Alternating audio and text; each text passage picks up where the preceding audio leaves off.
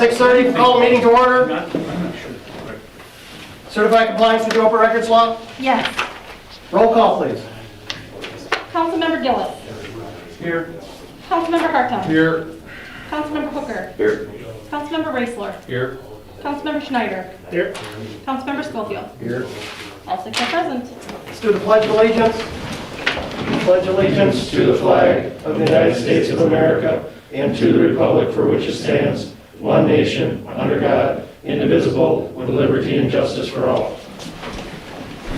Would somebody like to make a motion to adopt the agenda? I'll make a motion to adopt the agenda. Second. We have a motion and a second to adopt the agenda. All those in favor say aye. Aye. Those opposed say no. It is adopted. Next, we move on to public comments. We have a group of residents out here from the Dryer Street area, and we have one of the folks are going to, Brian Durand is going to be a representative and speak about their concerns. So anyway, so Brian, you're on. Got other side, yeah.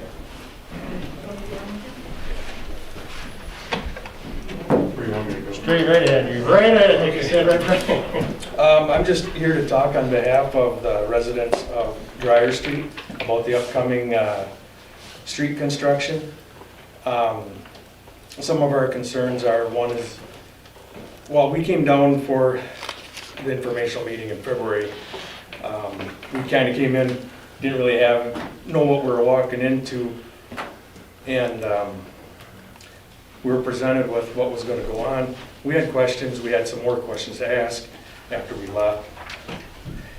And there was supposed to be a follow-up meeting, but now we're understanding there is no follow-up meeting. So we do, neighbors, we have concerns. I'm Brian Tron, we have Dick and Deanne Ferguson, Randy and Natalie Wolf, Jake and Sabrina Berger, and Adam and Angela Jacobson. And one is we'd like to have special consideration for our curb. It's being proposed for a 6-inch barrier curb, and I would like to have a low profile curb so we can access our backyards, our yards. Even with the street being 6 feet wider, you put a curb, the street becomes narrower. Because right now we can park on our yards, and the car is roughly 7-8 feet wide, or lane of traffic's 8 feet wide, and the street becomes 2 feet narrower once you park. If you've got to butt up to a curb, we're on a dead-end street. And we have other concerns with the trees. We're told some of the trees won't be cut down, but they're pretty close to the street. What happens down the road when they do die because of being cut into the roots? Who's responsible for that? Who's going to clean up? Will they be replaced?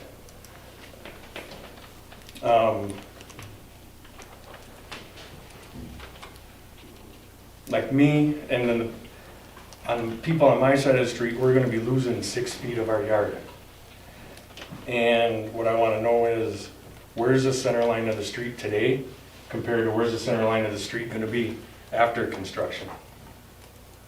Am I losing 6 feet of what I own, or am I losing 3 feet? I wasn't given an answer on that, or I wasn't given an answer on how far the easement's coming in to my yard.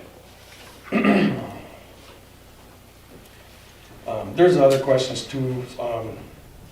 This is a street elevation to Razor Lauren. I guess we just have questions we would like to have answered, and special consideration with the curb. And I was told to come tonight to present it to the council because you guys are the only ones that can say we can have a low profile curb. I'm just looking for a curb like what's over on Lee Street or South Street. Divert the water. I don't think there's any issues.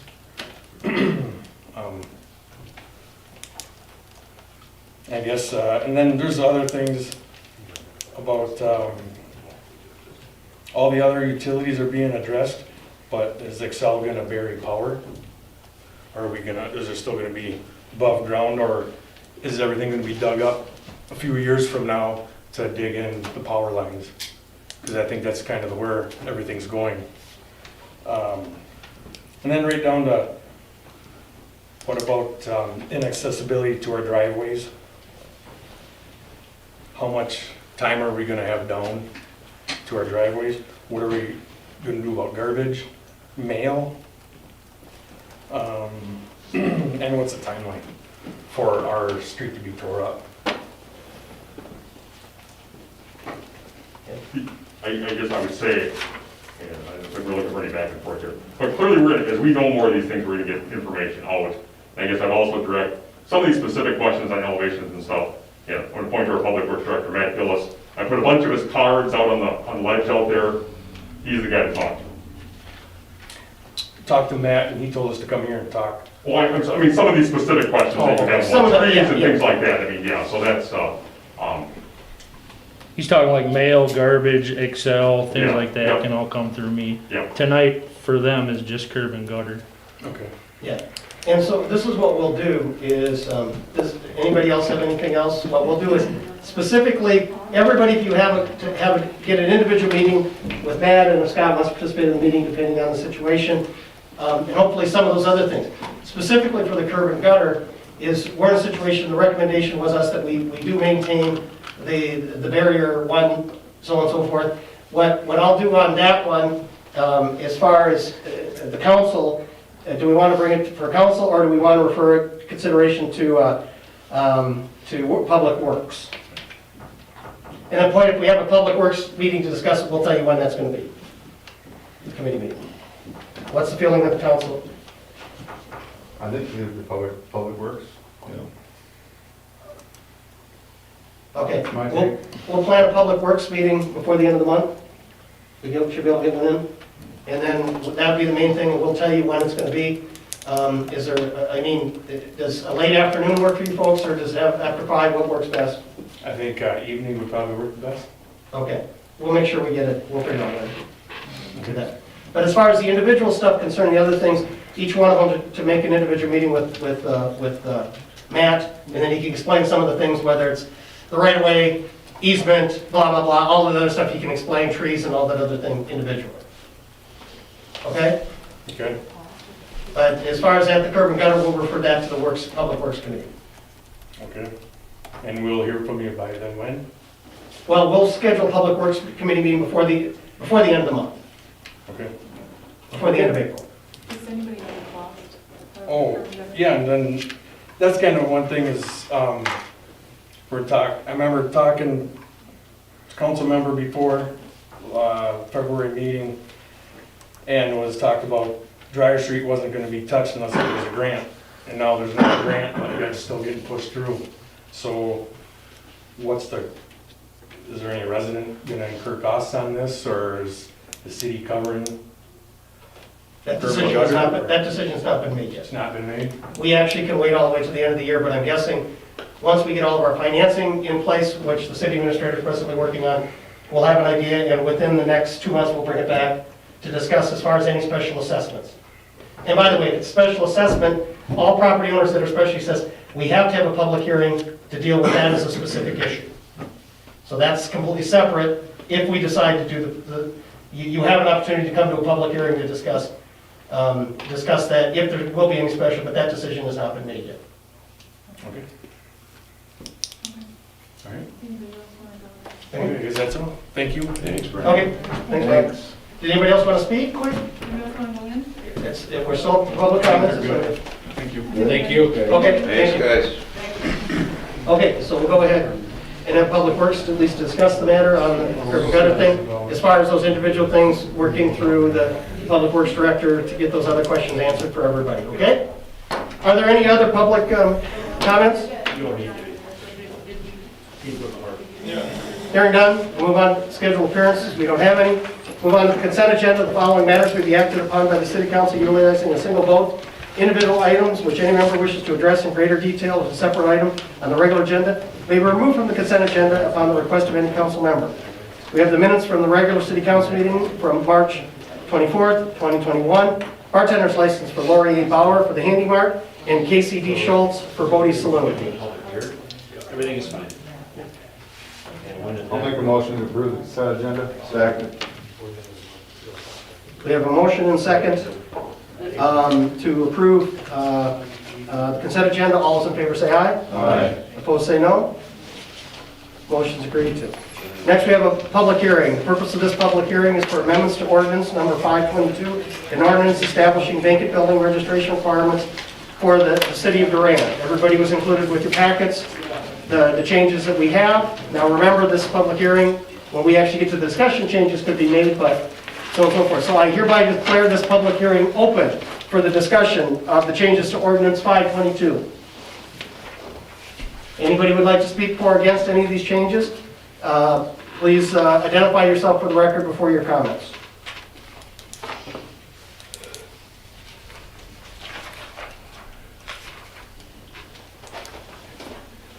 And again, one more call for any comments concerning ordinance 522 for this public hearing. Hearing none, I officially declare this public hearing closed. Next, move on to the business agenda, administration, talk about the mayor's report. First thing I'd like to talk about, it looks like Fun Fest is on. I know they've got a number of new volunteers. I know we discussed this at the last meeting. And again, so obviously I wish them the best of luck to get everything together.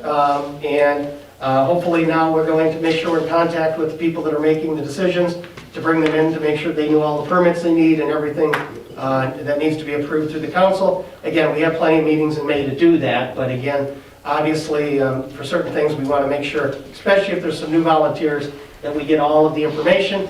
And then obviously that working with the department heads as needed, whether it's any of our emergency folks, police or so on, or public works, to make sure that we're doing those things. So let's make sure we're in contact with those folks so we can get that taken care of.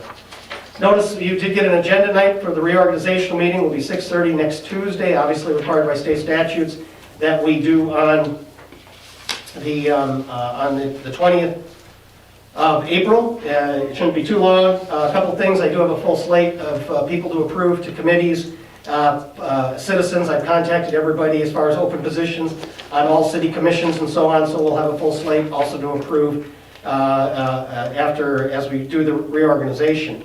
Now, you will notice that there will be an appointment to the library board down an agenda item. That appointment will be to complete the term of the open seat on the library board. That actually goes until July, and then this person actually has agreed to serve following that to a full 3-year term, which is library board term, and we'll have that with the regular approval that comes up on the 20th. But again, we do have somebody to fill that opening on the library board. I'd like to thank staff and all of the poll workers for pulling off the spring election. I think everything went really well. And I don't know as far as what turnout for usual spring election, pretty average? Pretty average, yeah. Pretty average, but obviously it was great to see some of our poll workers that have come back and made sure that we had a good solid spring election. We have been contacted by the Pepper County Sheriff's Department concerning the canine program, and about possibly with some funding or helping out with that. Have had a few meetings, discussions about some questions for the Sheriff's Department. The Sheriff will be here on the 28th, the next regular meeting, to talk about the program. I have also made some contact with some folks at the county. I talked to the county board chair today. I know that the city administrators talked with the administrator up there too on a few things. So hopefully we'll have all that information concerning possible support for the canine program with Pepin County. And again, the sheriff will be here to talk about the program at the next meeting. Also,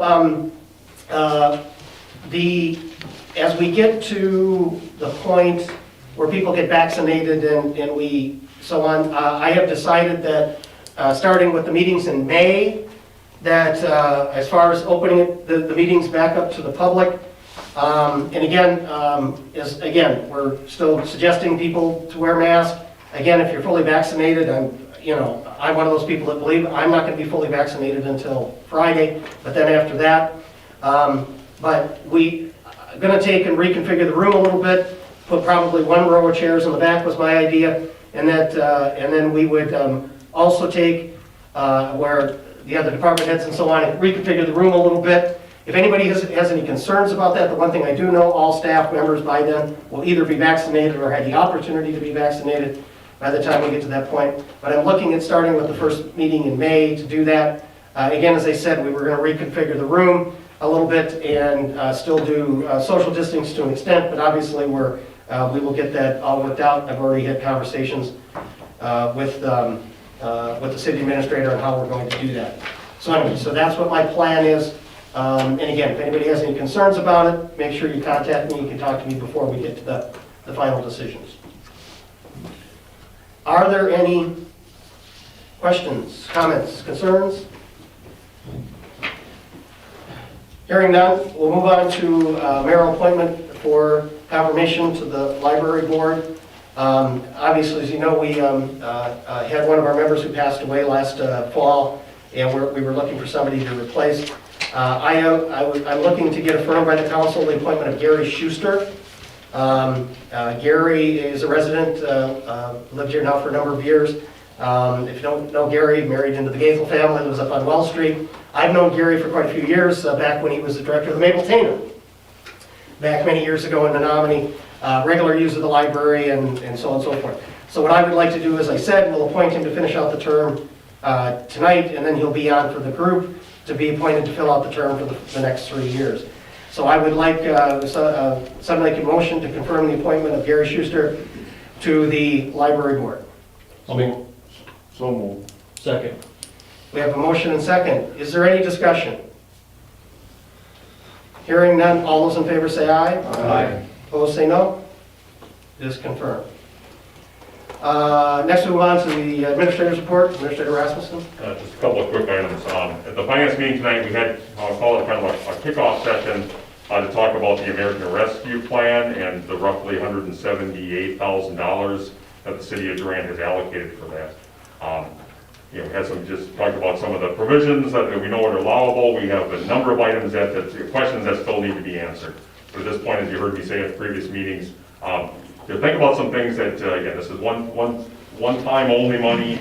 There's some things out there that you might have in mind or things that you might qualify, especially as we all learn a little bit more about the provisions of the Act. Keep that in mind, and we're not going to be in any rush to probably get through this.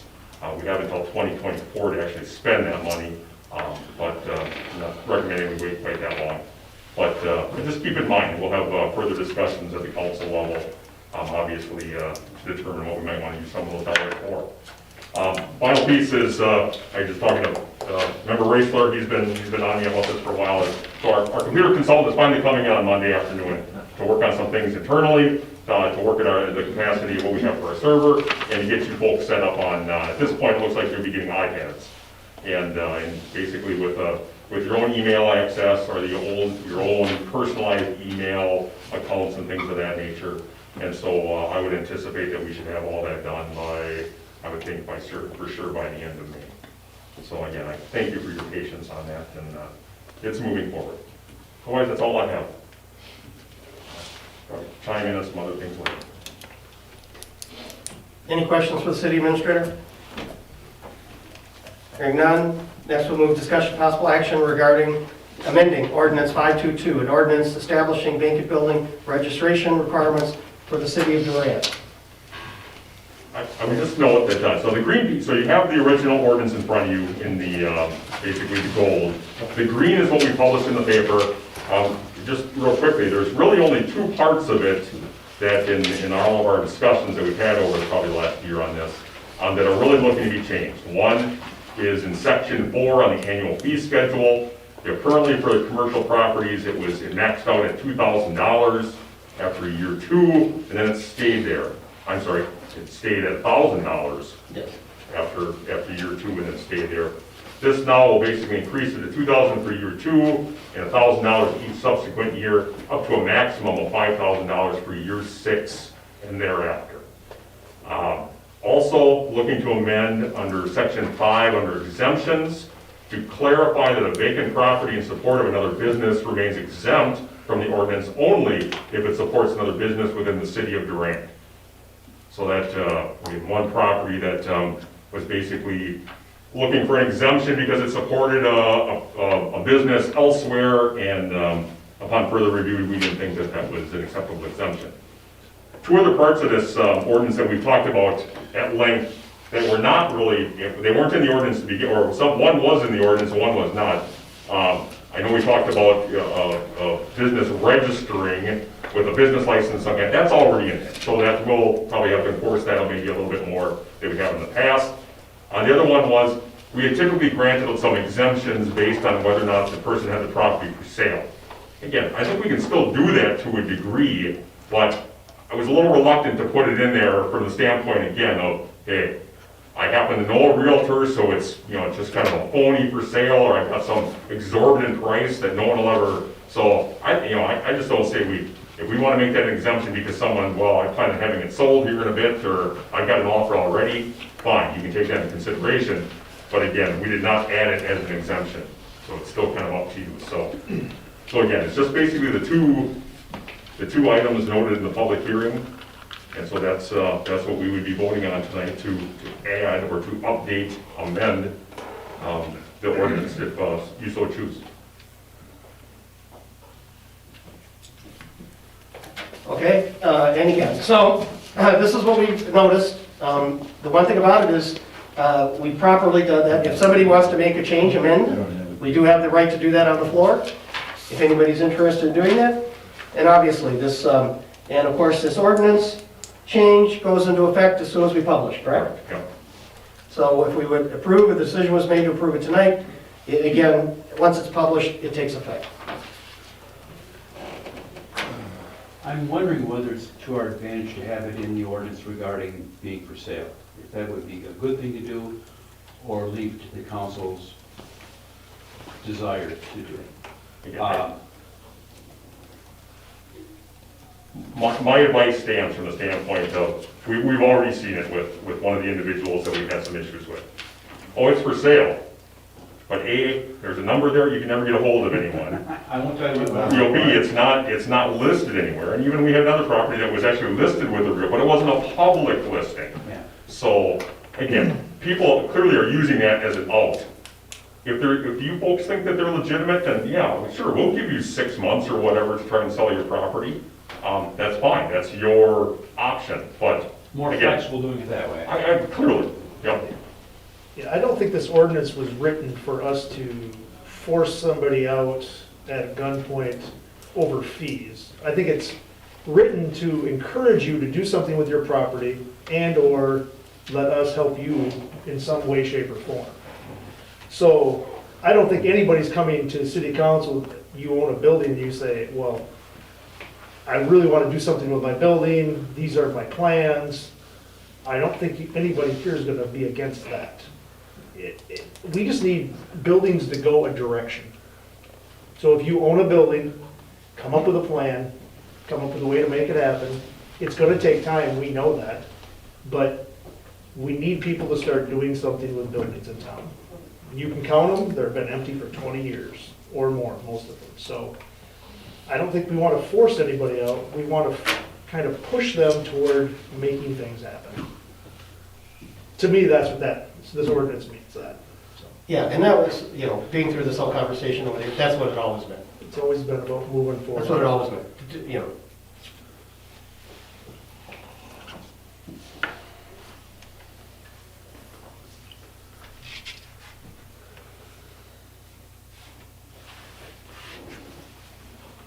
So again, we have up for consideration the changes in the two sections, section 4 and section 5.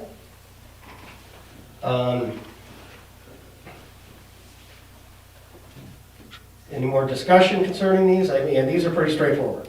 I mean, one's changing the fee structure, and one is dealing with the exemption concerning supporting another business.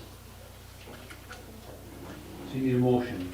Well, either to approve, or if somebody wants to make a motion to make a change to them, and then we would then vote on the full amendments at that point. But if this is what we want to go with, and somebody wants to make a motion to do so, that's where we would go. I'll make the motion then to approve changes in sections 4 and 5, I believe is correct. Yep. Okay. Is there a second? Second. And we have a second. Okay, it's on the floor. And again, at this point too, if somebody would like to make an amendment, you could do that. Or again, any more questions about it?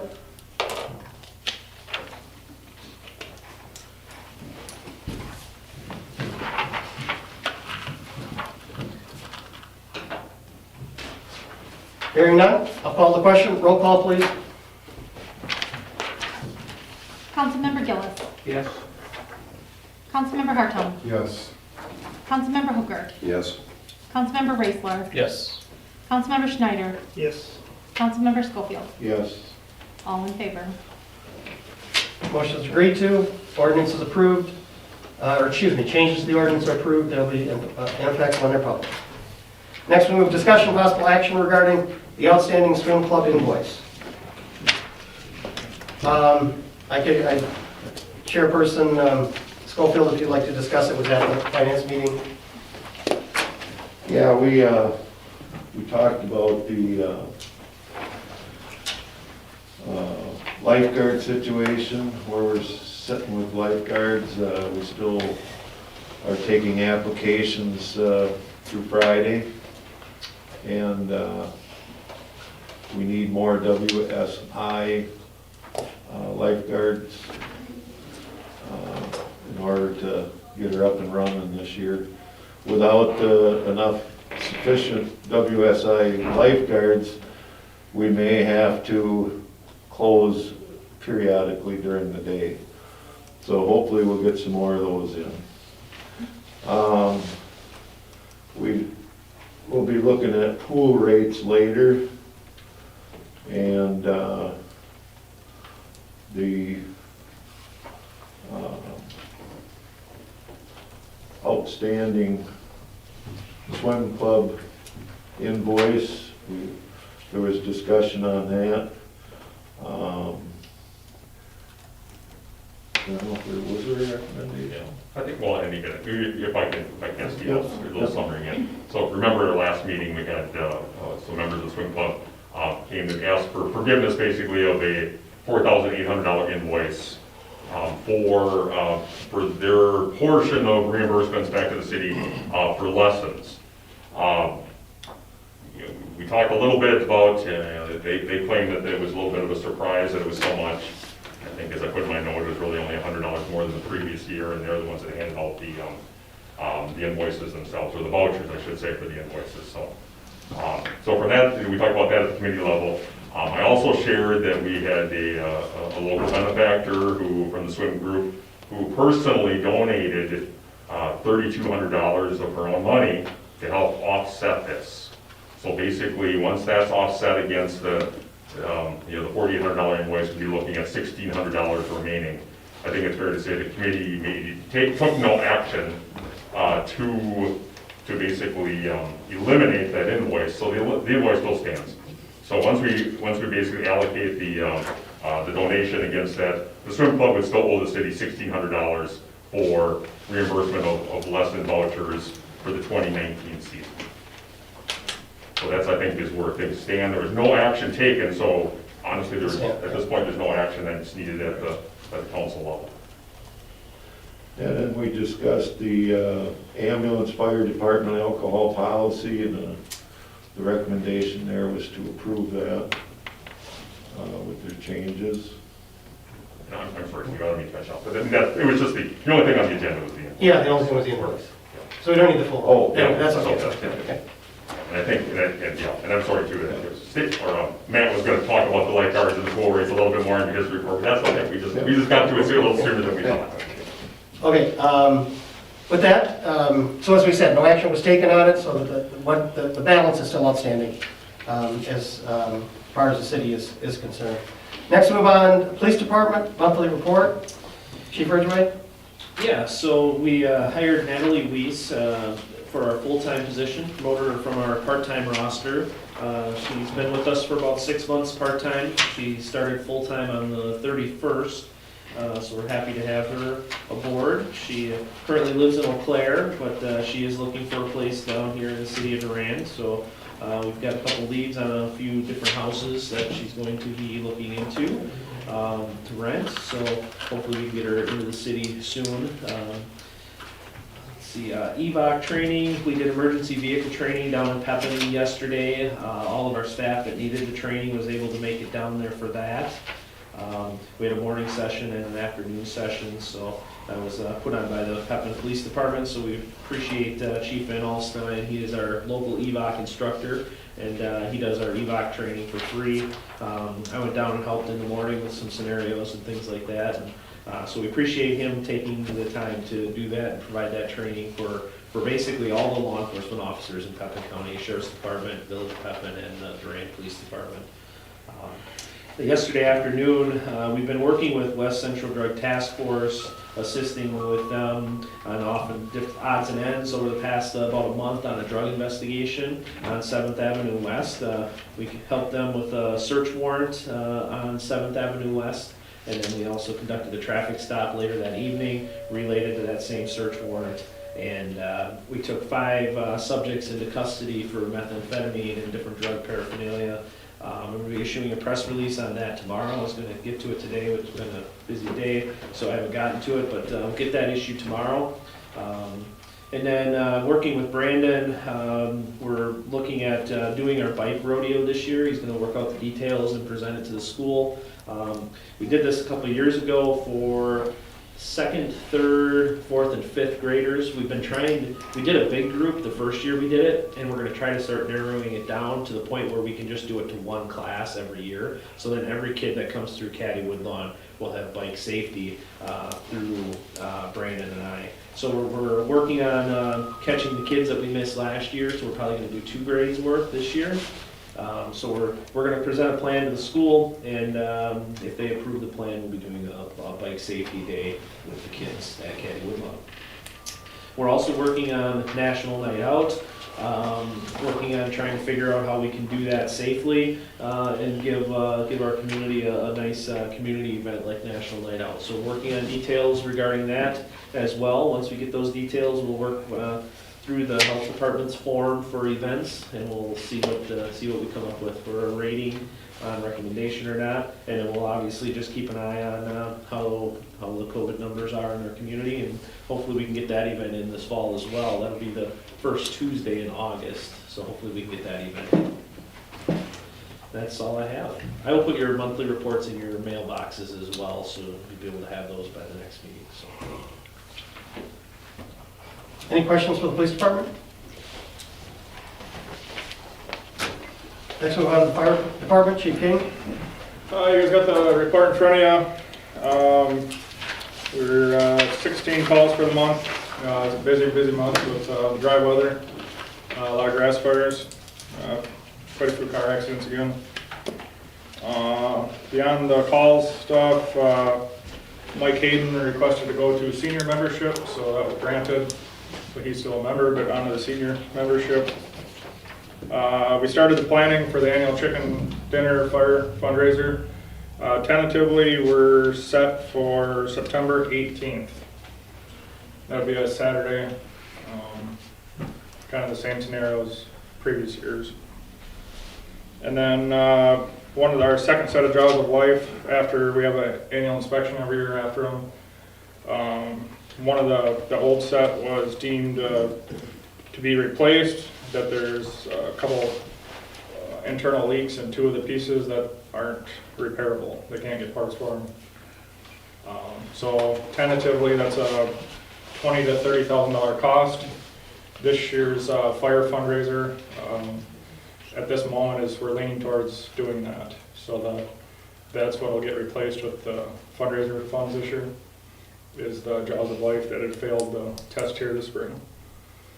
So it won't, as of right now, that's the tentative plan, but going forward with that.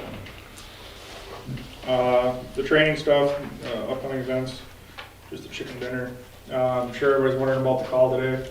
I was not there today. I'm sure you guys know the apartment fire on 2nd story of the commercial building in town. The guys did a wonderful job. I've had lots of comments from many different departments here in town. It was a textbook, perfect, knockdown, got it out right away before it got into all the other buildings. So if you see the guys out and about, tell them thanks. So they did a heck of a job. Other than that, right now it's still under investigation at this time. So Did the residents get? the residents were out, there's a bystander, another business owner local business owners actually caught seeing the smoke, went running up the stairs. There were 4 apartments, I believe, upstairs, 3 or 4. And the one that was on fire was vacant, but there was residents in the other apartments, and they didn't even know that the other apartment was even on fire until they opened the door and the smoke started going in. But so there was a bystander that seen it, got him out. There was a cat and a dog that also they got out too. So there's no loss of life or pets. So we'll continue the investigation. We pretty much got it nailed down to what happened, but I'll get in the building myself here shortly and get things taken care of. There are a few, the power was shut off. I did talk to the power company, personal power company, not Excel, and they are hoping to do some things tomorrow. But the people in the apartments are displaced for the night, and the Red Cross did, as far as I'm aware, took care of the placement for the people. So. Any questions? Any collateral damage at all to the other businesses, water and smoke? I believe there was, I don't know any dollar amounts if there will be, but I know so a lot of them old buildings, when you get in town, there's connecting attics, connecting basements, old coal chutes. I haven't totally did an investigation over here yet, but the Sunstroms to the left of the building had smoke in their building. I don't know if it did any damage yet. I just got back into town not that long ago, so I'm still putting all the pieces together myself, but I don't think there's gonna be any sizable damage to the other buildings next to it that I'm aware of right now, unless something comes up. Very minimal water was used for the size of the structure. The guys did a perfect job. So they've minimized damage in the structure that had the fire. So it was just over 500 gallons they put that fire out with. So a lot of good training. Like I said, I can't commend the guys enough. The training they go through and the harsh trainings that we do, this just proves how good our department is, truly. So. Any questions? Any other questions for the fire department? Okay. Next, move on to ambulance. Director Miller. Everybody should have my monthly report in front of them. The only addition that I would like to make is actually a couple of questions regarding last month's meeting, where I was hoping that you would get a chance to discuss the Mavis issue that I had brought up, and then also calling in people for a standby, like as example, today's situation where we were there for roughly 3.5, 4 hours.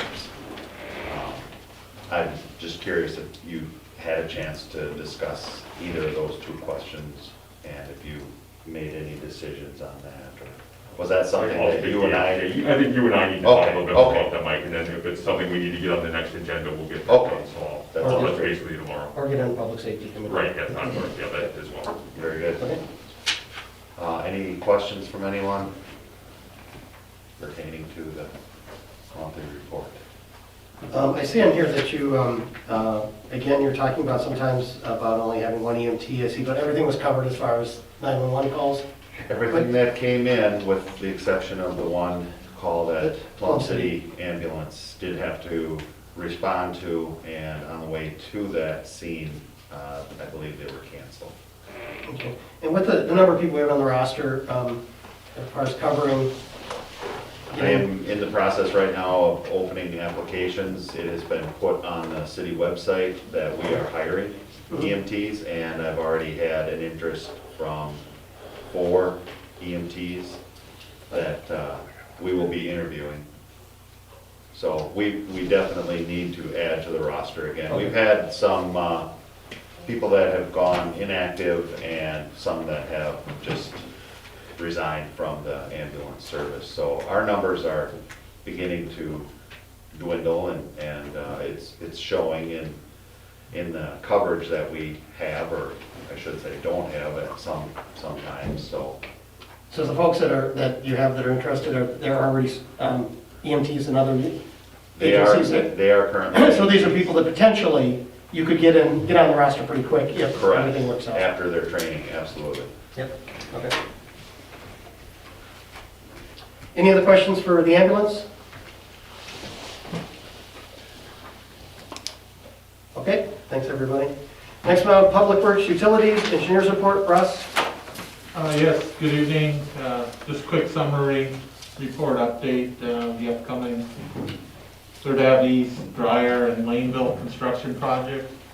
We held a pre-construction meeting last week on Friday for both projects with both contractors. Again, A1 Excavating on Third Ave East and Skid Steer Guy on the Dryer Street and Dryer Water Main and Laneville project. So we had a good turnout. All the utilities are representative, except XL, they had a conflict, but Matt and Cedar Corp's been coordinating with XL. So gas companies making a lot of progress on the new gas lines ahead of the start of construction, so that worked out really well, coordinating with the gas line early this winter and getting them out. So they're continuing to do their work with new gas line work on all three of the project areas. A1 Excavating is scheduled to start on the Third Ave project the end of April. So they're, per the contract documents, they have to complete the area from Ott to Dryer Laneville intersection area first with sanitary sewer, so that would allow the Skid Steer Guy contractor to start on the Dryer and Laneville sanitary sewer. Also in their work, and they expect to complete that by the end of May. Also in that schedule, the end of May, they're going to complete the water main work in that same area from Ott to Dryer Street, Laneville area. So Skid Steer Guy, we've talked to him, he's scheduled to come in as soon as they have their sanitary sewer and water main work, which would be the end of May. And we've coordinated with Skid Steer Guy to do the Dryer Street water main and sanitary first, because that's one of our main, the new water main loop. So once we get that in, since A1's doing it with the sanitary sewer in that area, and Skid Steer Guy finishes that portion of the project first, primarily the water main loop, then we'll have that new system tested and cleared, so then A1 can install the new pressure reducing valve at Ott Street and complete the rest of the water main, and there will not be an issue with the city being shut down with that one feed. So it looks like schedule's working out real well. We had a nice early spring, looks like it's gonna hold, so we'll probably start seeing some activity here at the end of April, and then the other contractor will mobilize the end of May. So, any questions regarding the project? We have a map on the wall too, behind, on this side of the wall that has an arrow of the entire project. We had that for our pre-construction meeting, so we're gonna leave it here, so during the entire construction of these projects, if we have to refer to anything, you have an aerial map with streets and utilities, or we have residents and so forth. We'll have a map to look at the project in terms of an aerial view of the project, so be a little bit easier to talk about. We do have also both contractors that have submitted what we call their shop drawings. Their structures for the sanitary manholes, store manholes, those have all been reviewed and approved by Cedar Corp. Pipe materials, all those submittals are in. The contract documents have been executed, so I'll be taking those back with me tonight and sending those out to the contractor. So everything's ready to start with signed, executed contracts. Our CDBG representative was at the pre-construction meeting, handed out all the documents and coordination with A1 regarding the federal wage rate benefits and everything that A1 needs to do on the Third Ave project. So that's all I have.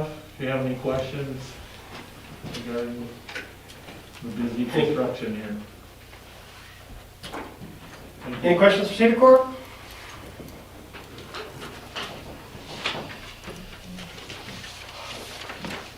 Hearing none, Public Works Utilities, monthly report, Superintendent Gillis. Other than the two things underneath here, I guess I was just gonna touch on some of the things discussed earlier on the curb and gutter, just to touch on with council. The plan for Dryer Street, the curb and gutter has always been barrier curb. As the residents were explained why we use barrier curb, we use barrier curb because it conveys water a lot better than drive over curb. When we engineer these roads and design these roads, we use the road as kind of a flood basin. And now I'm not talking about rainfalls like we've had the last couple days, nice, easy rains. We have to design things for 3, 4, 5, 6 inches of rain in an hour. And I told them that, and barrier curb conveys that water better. So basically, we want all the water on the road, we want our road to flood, and then when the rain's done, our storm system slowly takes the water away. That way we don't increase water flow to people's properties. So I did explain a lot of that to them. As far as some of the other concerns they had, a lot of it revolved around the pre-con meeting, which was just Friday. So start dates, access type stuff, a lot of that revolves, mail, garbage, a lot of that revolves around the pre-con meeting, and some of that stuff still ain't set in stone, because we gotta work with the post office and issues like that. A couple other things that were conveyed on the curb side of things is, barrier curb's accessible, a lot easier for plowing operations, so we know where things are, we don't rip up a lot of yards. Can you still rip up a yard? Yes, but a lot less with barrier curb. And then just consistency throughout the town. That's what was conveyed to them over the phone a couple different times. So just kind of updating you guys on where that is at, but we'll go through it again at a public works meeting whenever everybody's available. As far as the rest of the monthly report, everything's pretty much standard. The guys are out cleaning sewers. You're gonna see them out. The Vector truck's been out this week and last week. They started their actually sewer cleaning process. We do have a new maintenance feature on our ArcGIS system that Cedar Court built for us through the winter.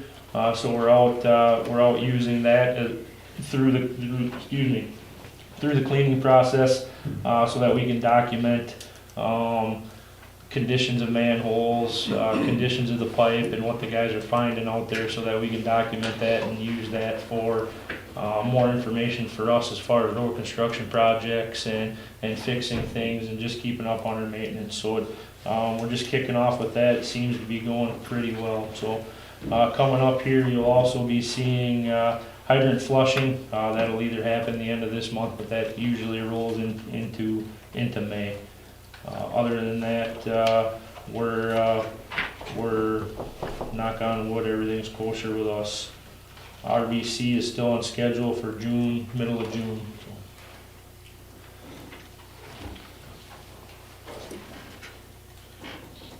Any questions for Public Works Utilities?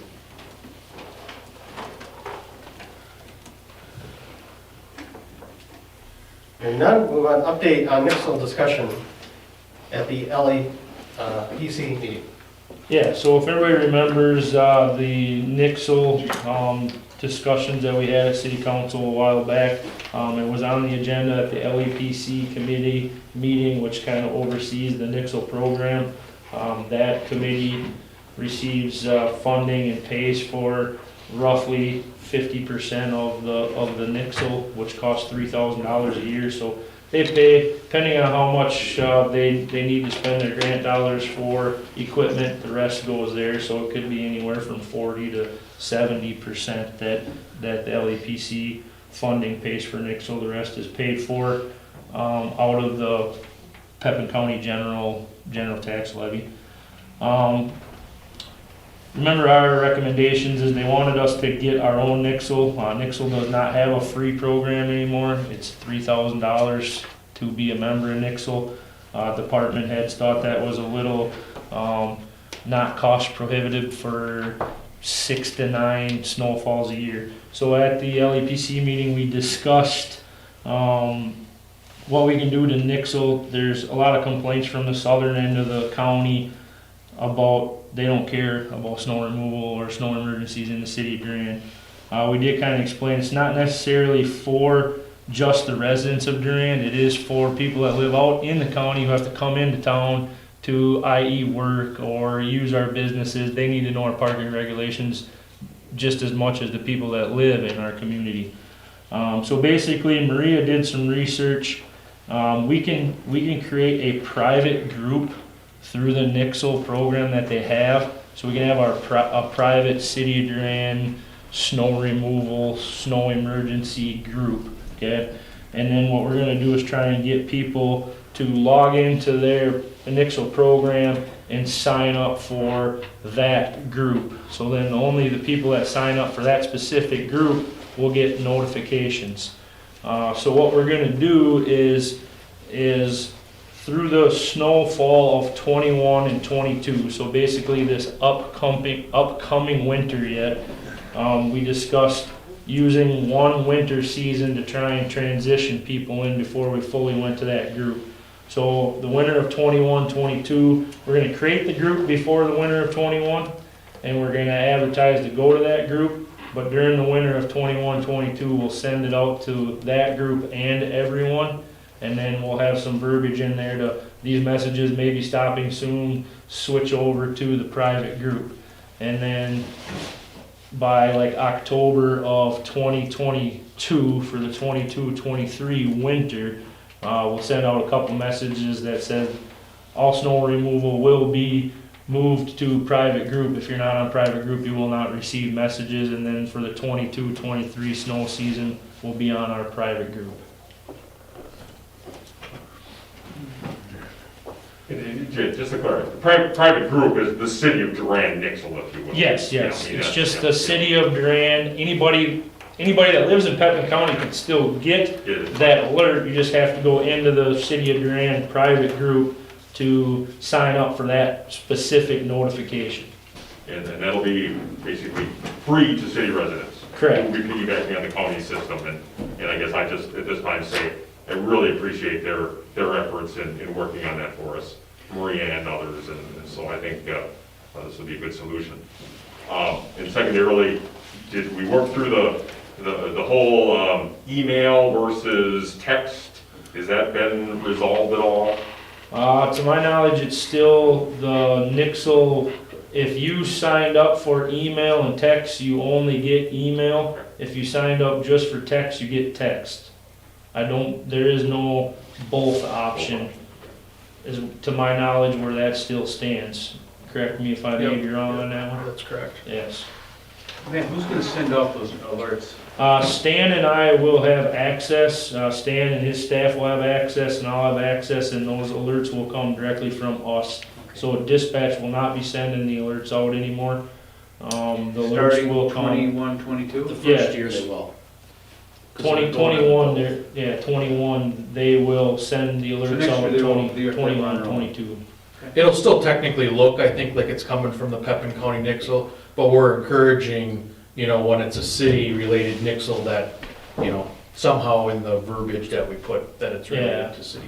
And I think I'd kind of encourage to consider using for more than just snows as well. I mean, I think you have a water outage, or I even think potentially, it's probably a little late in the game now, but for the construction project, it almost would be nice for once a week, you could send out a quick Nixle alert of what that week's project are, who's gonna be potentially impacted. Anything like that, I think it could be really useful. Yeah, so the bottom line is we're basically getting our own subgroup of the county's Nixle that we could use as we see fit, and as this rolls along, it's still fluidly moving, but at the end of the day, Stan and I will have access to send those messages out.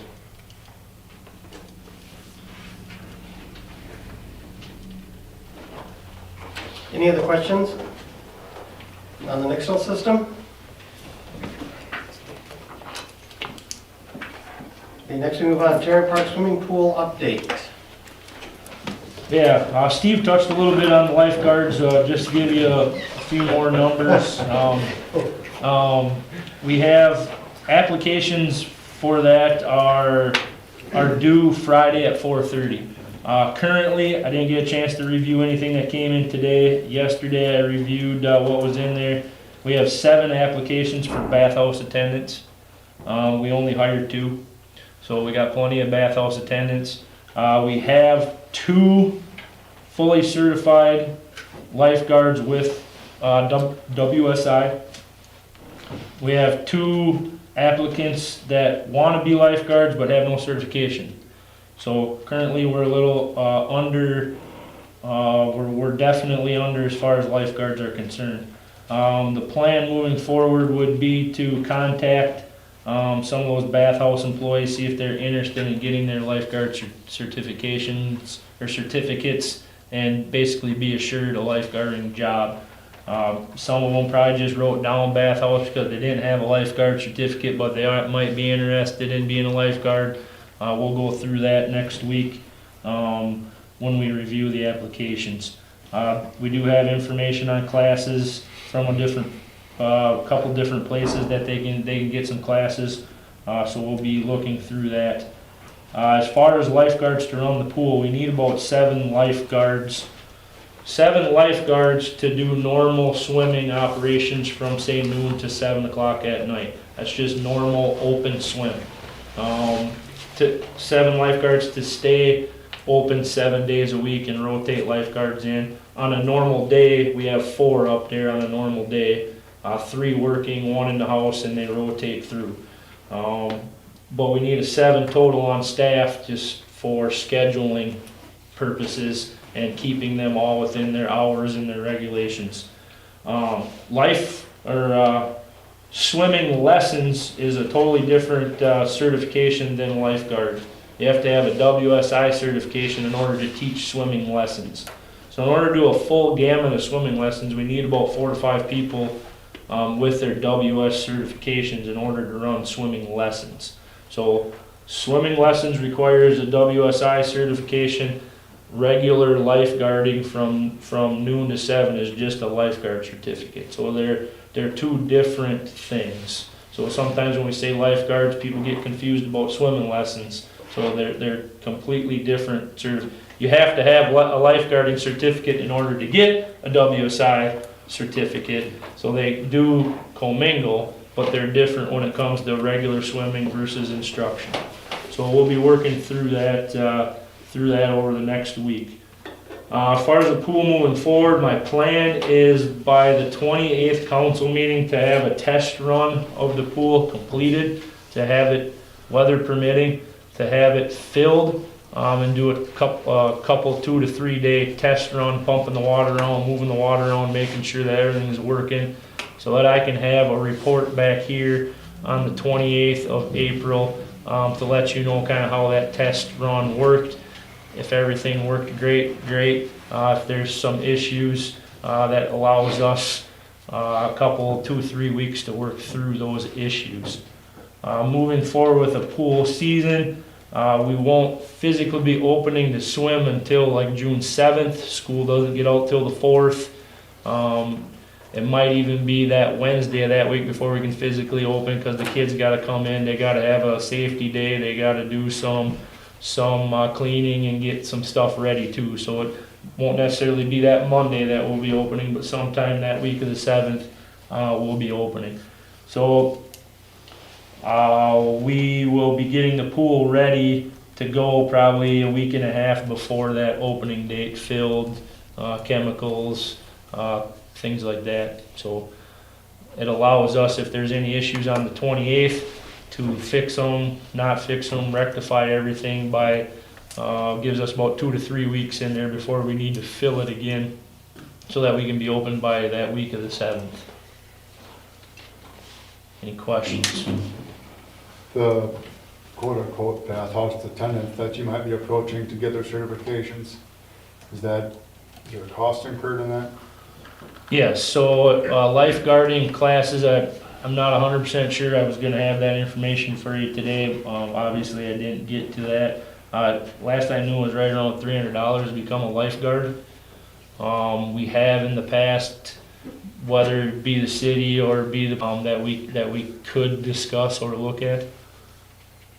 With a commitment maybe for. With a commitment Yeah, for a couple of years or yeah. something like that. So I mean, it's something that we can most definitely look into.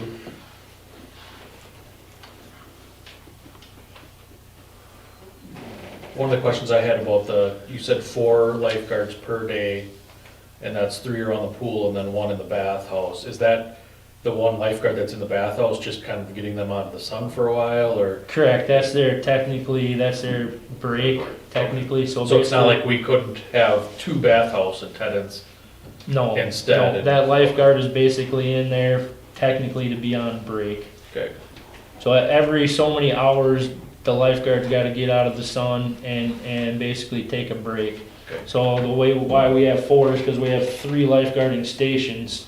So the 4th, so what they do is every half hour they rotate. Start at station 1, station 2, station 3 in the bathhouse. Half hour, station 1, station 2, station 3 in the bathhouse.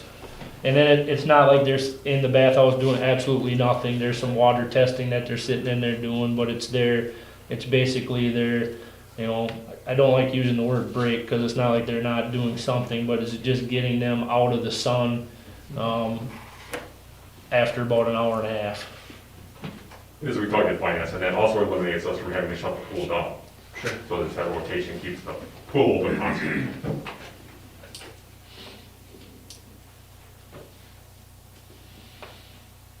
Okay, any other questions concerning the pool? Any other question about, at this point here, no change in rates and so on? We did also possibly mention about wages. We could look at that at this point here, but it may come forward yet. But at this point here, we're not looking at making any other changes at this time. Okay? Thanks, man. Next, we have closed session. The council will convene in the closed session pursuant to Wisconsin State Statute 1985-1E for deliberating or negotiating the investing of public funds or conducting other specific business, however competitive or